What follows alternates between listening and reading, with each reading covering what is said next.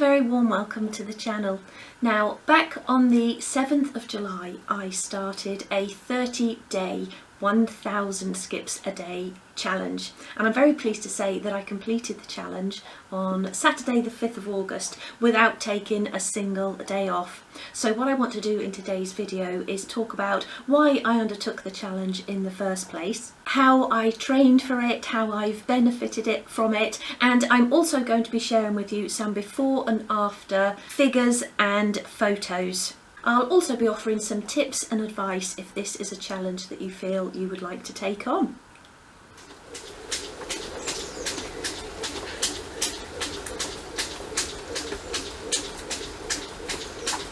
So back in March, Matt and I started on a Mediterranean diet, and we really started the diet because we felt that we should be eating more healthily, and we were hearing on all of these different podcasts and YouTube videos that we watch that the Mediterranean diet is one of the healthiest that you can be on. So we started, like I say, in March, and we were both feeling really great on it and really enjoying the food as well. And then I think about mid-June, and I'm not sure why, but we both sort of started falling back into old habits again, and for me that sort of snacking on chocolate and probably having too much cheese and the odd bit of cake and things like that, which I know we all do, but I'd been putting weight on and not feeling in the best of health, so the Mediterranean diet was really helping. So when I started falling off of it, I really noticed the difference. Now, my sort of middle area has always been a problem area for me, and then as you get older it's more difficult to actually lose weight from around your middle, and I was really sort of fed up of seeing this tubby belly all the time. I couldn't get into clothes that I'd once fitted into, everything sort of felt tight, so I thought it was time to do something. So that's why I decided to undertake the skipping challenge. Now, I'd found a channel on YouTube probably a couple of years ago actually called the Jump Rope Dudes, and they share lots of stories of people who have taken on the skipping challenge or started skipping, and everybody who they talk to seems to really enjoy it, and it really benefits them, makes them feel healthier and look and feel fitter. So I'd skipped, obviously as a child we used to play skipping games and things at school, and then I got a skipping rope just to give it a go, and it was so much more difficult than I thought it was going to be. Every sort of couple of skips I was tripping over the rope, so it did actually take me quite a while, and this was going back a couple of years, to actually be able to skip for any length of time. And also I used to do what I sort of call a foot to foot skip, so sort of going from one foot to the other, and I couldn't jump skip, so I couldn't just jump over the rope. But anyway, I did that, and I got up to the 1,000 skips a day by just sort of doing as many as I could each day, and then I actually set myself targets so that over a month I would be up to 1,000 skips a day. And then I did that probably for a couple of weeks, and then again I stopped doing it, and I think it was just because the weather got bad and it was sort of raining every morning when I was sort of due to go out and do it, so I just sort of gave up on it. But then when I started feeling like this again, a little bit overweight and quite unfit as well, it wasn't just the weight thing, it was sort of aches and pains. You know, I'd sort of perhaps twist my leg in a funny direction and my knee would really hurt and things like that. I sit at a work desk every day to do my job. I'm a miniaturist, as some of you will know, so I was getting quite a lot of pain in my lower back, and I thought that this would really help with all of those things, but I'll talk more about that later. So about a week before I started the challenge, again I sort of tried to get back up to the 1,000 skips a day. And as I was doing it, I started introducing a few of the jump skips. Now I could only probably do 2 or 3 at a time, and it really hurt my calves and my ankles, so I'd then go back to the sort of foot to foot skipping. But because I think the actual jump skipping is more beneficial, I really wanted to be able to incorporate more of the jumps. So I set myself a plan for the 30 days where I would start off doing 3 sets. So it's 3, 3, 4, 3, 3, 3, 3, 3, 3 to make up the 1,000 skips. and then having a minute or 2 minute break between each set. And within each set I did a certain amount of jump skips. So I'd start off doing the sort of foot to foot, and then I'd do the jumping. And I made myself a chart so that by the end of the 30 days I was doing 1,000 jumps a day. And I'm not sure if that's the sort of proper terms for them, foot to foot and jump skips, but that's kind of how I've named them. But as it turned out, I actually started incorporating more jumps than I'd actually planned for anyway. So if I was sort of in the middle of a good run and I was just jump, I'd just keep going. So each day I actually ended up doing more than 1,000 skips, only probably by about 20 to 30. I think one day I did an extra 50. But like I say, I didn't just want to stop if I was in the middle of a good run. So I actually got into the jumping a lot quicker than I thought I would. And then 4 days before the end of the challenge, so on day 25, I actually started doing all jumps, even though I had a few of the sort of foot to foot skips left in my chart. I just started doing jumps because I thought I was ready for that, and I was enjoying them more as well. And also it's a lot quicker. I think doing the foot to foot can be quite slow, and that's another thing I learnt from the Jump Rope Dudes channel, is that if you're going quite slow, you're just burning off calories, but if you're skipping faster, you're actually building up muscle, and that's really what I wanted to do. Now, after having a bit of an incident where I just went out one day and started skipping, and then the next day my calves were just absolutely on fire and I couldn't skip the next day, and this was when I was sort of doing the training. I also found on YouTube a video of how to properly warm up. So before I went out each day on the 30-day challenge, I did some warm-up, so warmed up my calves, my ankles and my wrists as well, and I made sure that I stuck to that every day, and that helped as well because then I didn't get any calf pain following the warm-up exercises. So I would really advise you to warm up beforehand as well. So I really feel as though I've benefited from skipping, and I'm really enjoying it as well. So I talked earlier about how I used to get a pain in my knee, and I did get that, I must admit, for the first sort of week or so of skipping. Before I went out, my knee would hurt and I would think I'm not going to be able to do it today, but I'd sort of just, you know, persevered through it, and actually my knee pain has really improved. Every so often I get an odd twinge. It sort of feels like your kneecaps moving over slightly. That's probably not what's happening, but that's the sort of pain that it feels like. But that has really improved. I'm not getting as much back pain. In fact, I can't remember the last time I actually had the pain in my back when I was sitting working. And I do actually also feel more toned around my stomach, hips and buttocks, so I feel that it has really started to tone up my muscles. I also feel that I tend to, and I think this is from being on a computer and also working at a desk, I tend to sort of round my shoulders over quite a bit, and I feel that sometimes I look like I've got a bit of a hump because I don't sit up straight, and I feel that this has also made me have a bit of a better posture as well, because obviously when you're skipping you can't hunch your shoulders or hunch over, so I feel that it's benefited me in that way as well.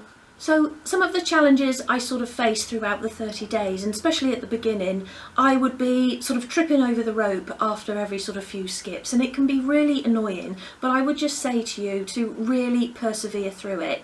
And I count as well in my head. Now there are skipping ropes that you can buy that have a little counter on the handle, and some of them also link up to your iPhone or your iPad, so you can actually see how many skips you're doing as you're doing it. I did change ropes after about 10 days of the challenge.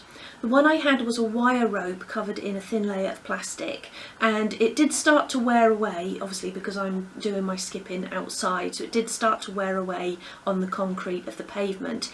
And also if you do trip up on it in the middle of sort of quite a good round of skipping, it can sort of whip you across the back of the arms, and that can be quite painful as well. So I changed my rope, and I did pay about £20 for it, but it's a really good rope with weighted handles, and you get 2 actual rope parts. You just get 2 handles, but you get 2 ropes as well, so you can swap that over as well if that starts to wear away.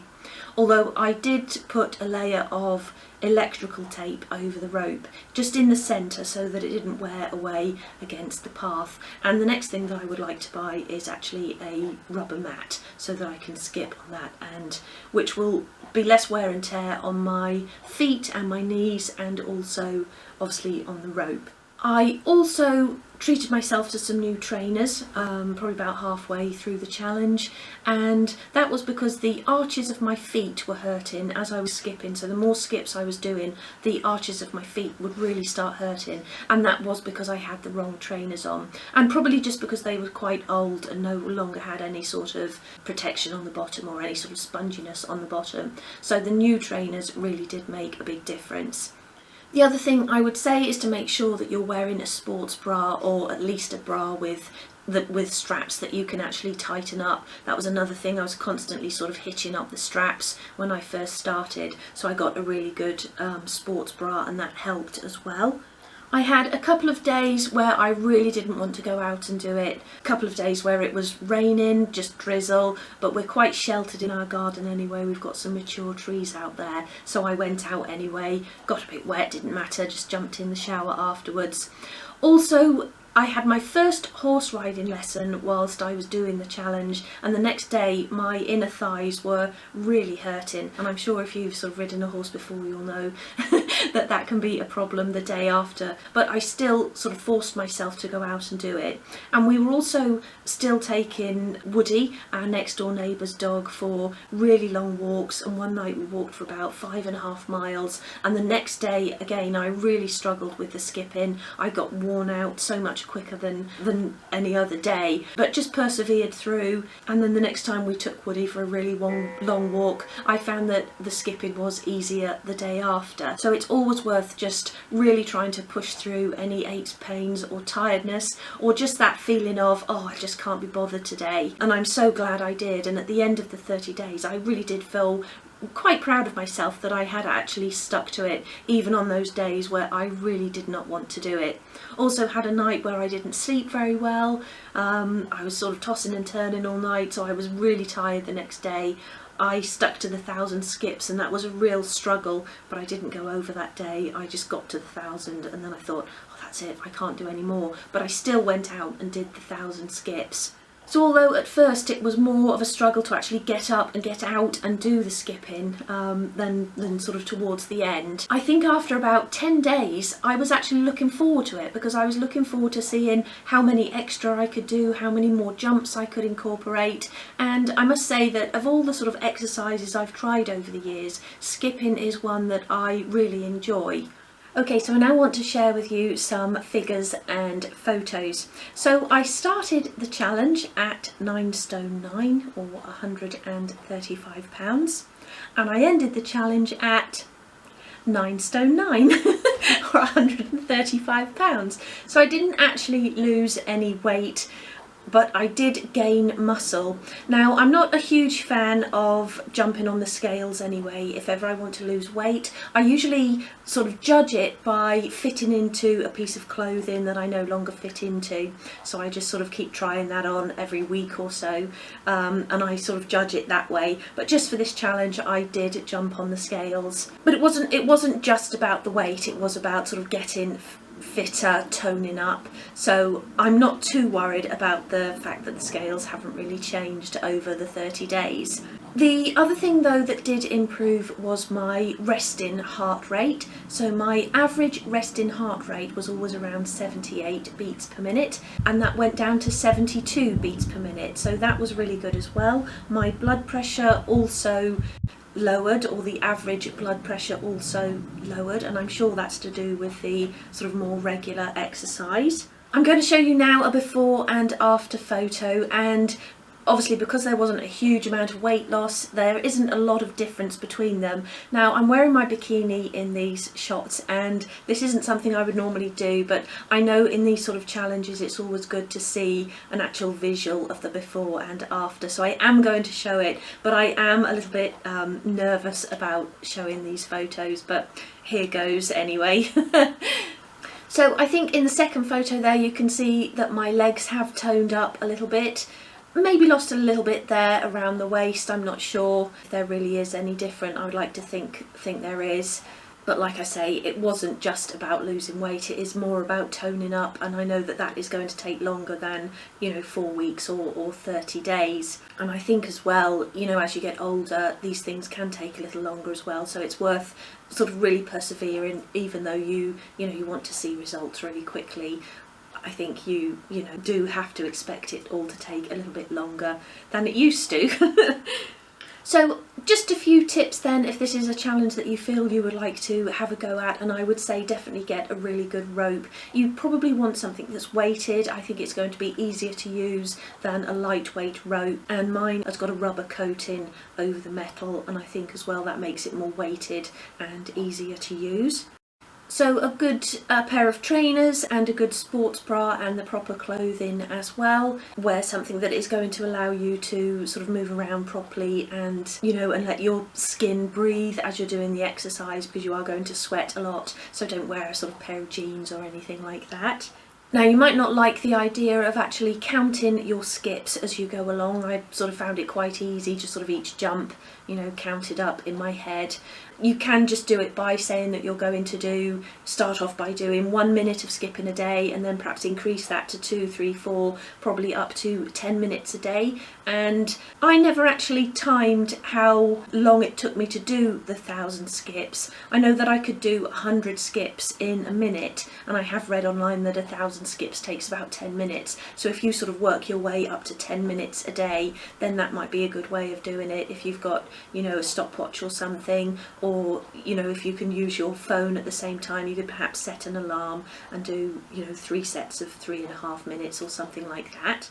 I would say if you haven't skipped for a long time, or it's something that you've never done before, then just start slowly. Just start by seeing how many you can do, and then just go out again the next day and see if you can do a few more, and just try and do as many as you can each day until you work your way up to the 1,000 or your 10 minutes a day.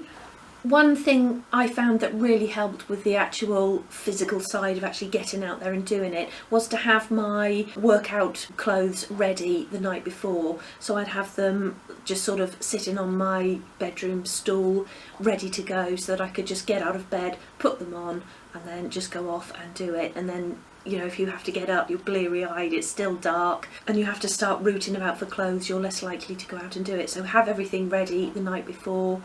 Now, the other thing as well to sort of keep you motivated throughout the challenge is perhaps to tell somebody at the beginning of the challenge. You could perhaps put it on Facebook, as I did, or Instagram, to say that you're starting this challenge, wish me luck. And then I sort of started putting little updates on, and it was really nice when people sort of put in the comments, oh, you're doing great, good luck, keep it up, and all things like that. And it really does sort of spur you on. But that's entirely up to you. You might not feel like broadcasting it beforehand just in case you don't keep going, but I think that's why I did it, so that I would keep going, because I didn't want them to sort of have to go and say, oh, I've stopped my challenge halfway through. So it did really sort of urge me on to keep going, because I knew I would keep putting these sort of regular updates on Instagram and Facebook. Perhaps it's something that you could do for charity, although don't put too much pressure on yourself, because obviously if you say you're going to do it for charity, then you really do need to see it through. So maybe if this is your sort of first time of doing it, that's not a good idea. But if you've perhaps skipped before, or even tried to start the challenge before, you might like to try and motivate yourself and obviously raise money for charity and do it that way. Another way to sort of keep you motivated is to remember why you're doing it. If like me it was just to tone up, try and sort of picture that end goal and picture where you want to actually get to. That's maybe a good way of keeping you going and reminding you on a daily basis of why you're doing it. Or perhaps you could plan a treat for yourself at the end of the 30 days. So just say to yourself, if I stick to it, I'm going to treat myself to this pair of boots I've always wanted, or something like that. Just sort of give yourself a little present at the end if you manage to stick to the goal. So, am I going to continue skipping? Yes, I am. I really enjoy it. It's like I said earlier, of all the exercising things I've tried before, cycling and things like that, static cycling, this is one that I really enjoy. I know now we're sort of into August and getting towards our autumn and winter months, and that's going to make it a little bit more difficult, but I'll just have to sort of work it into another part of the day. But I am determined to keep going, and my next goal is to reach 1,500 skips a day. Now, I'm certainly not going to do it again for 30 days in a row, tomorrow, but I am going to do it Monday to Friday and have weekends off. So I'll still be increasing my skips, although I'll be doing them over 5 days rather than 7 days a week. And I think that's important as well. The challenge is really good to do, and it's a really good way of getting you into skipping, but I think as a sort of ongoing thing, you really do need to incorporate a day or 2 days of rest in the week. Okay, so that's it. I really hope you've enjoyed this video and the story of my skipping challenge journey. Now, do take a look at the Jump Rope Dudes channel if you're interested in starting skipping or continuing with skipping, or doing the challenge, or it might just be something you'd like to incorporate into your sort of workout routine that you already do. There are also lots of other people on YouTube who have shared their challenge stories, some with more success than me, some perhaps it didn't work out as well as they had hoped, but they're really interesting to watch. If you are going to give it a go, let me know in the comments below and I'll be there to encourage you with it and spur you on throughout your 30 days. So that's it for today. Take care and I'll see you again soon. Bye!